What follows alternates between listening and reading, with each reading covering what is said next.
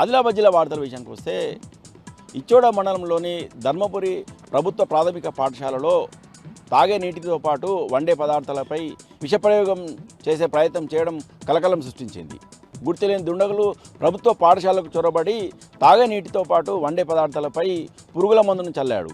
అయితే వంటగదిలో పురుగుల మందు వాసన రావడంతో వంట మనిషి వెంటనే ప్రభుత్వ ప్రధాన ఉపాధ్యాయులకి సమాచారం అందించారు. వెంటనే అప్రమత్తమైన ప్రధాన ఉపాధ్యాయురాలు వెంటనే గ్రామస్తులకు అలాగే పోలీసులకు సమాచారం అందించారు.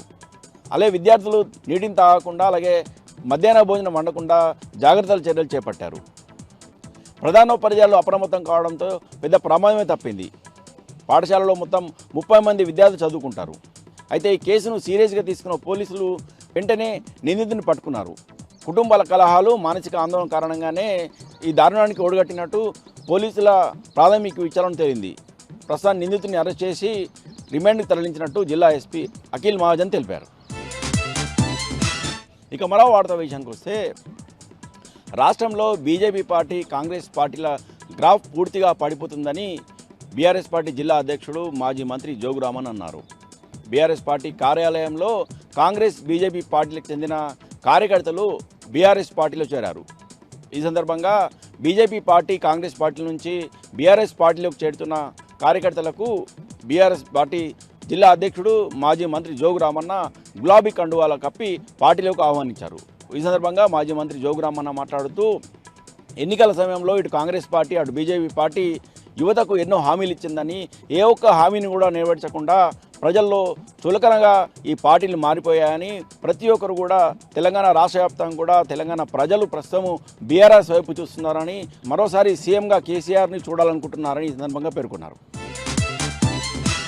ఇక మరో వార్తా విషయానికి వస్తే కళ్యాణ లక్ష్మి పథకం కింద కాంగ్రెస్ పార్టీ ఇస్తారన్న తులం బంగారం వెంటనే ఇవ్వాలని both MLA Anil Jadhav demand చేశారు.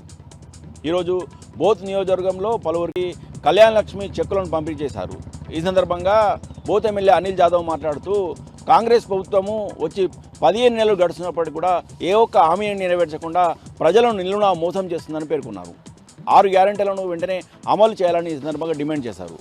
కళ్యాణ లక్ష్మి పథకం కింద 1,16,000 రూపాయలతో పాటు తాము అధికారంలోకి వస్తే తులం బంగారాన్ని అదనంగా ఇస్తామని కాంగ్రెస్ పార్టీ ఎన్నికల సమయంలో చెప్పిందని, అయితే కాంగ్రెస్ పార్టీ అధికారం చేపట్టి సంవత్సరంన్నర గడుస్తున్నా ఇప్పటికి కూడా కళ్యాణ లక్ష్మి పథకం కింద ఇస్తారన్న తులం బంగారాన్ని ఇవ్వకుండా యువతను మోసం చేస్తుందని పేర్కొన్నారు. ఇప్పటికైనా కాంగ్రెస్ ప్రభుత్వం వెంటనే ఎన్నికల సమయంలో ఇచ్చిన హామీని నెరవేర్చాలని డిమాండ్ చేశారు.